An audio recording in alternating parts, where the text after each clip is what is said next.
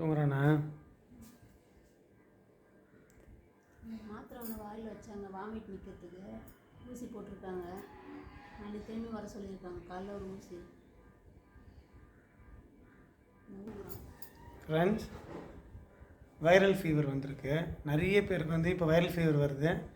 பசங்களுக்கு நாங்கள் வந்து வெளில ஒரு இடத்துக்கு போயிட்டு வந்தோம். அது வந்தோடனே அந்த மாதிரி வைரல் ஃபீவர் வந்துச்சு.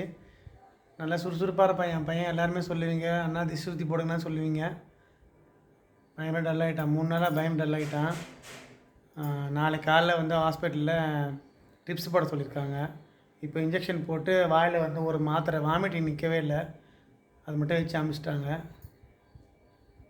என்ன தான் குரல் கொடுத்தாலும் 3 நாளாக அவன் சாப்பிடவே மாட்டேன்றான். எதுக்கு சாப்பிட்டாலும் வாந்தி தான் வந்துடுது. பிரக ஆயிடுச்சு இப்போ வந்திருக்கோம். எல்லாருமே குழந்தைங்கள ரொம்ப கேர்ஃபுல்லாக பார்த்துக்கோங்க. நாங்களும் கேர்ஃபுல்லாக தான் பார்த்துருந்தோம். கொஞ்சம் அடம் பிடிச்சான்னு சொல்லிட்டு நான் பார்க்கு கூட்டின்னு போயிட்டேன். 10 நாள் ஆகும்னு சொல்லியிருக்காங்க.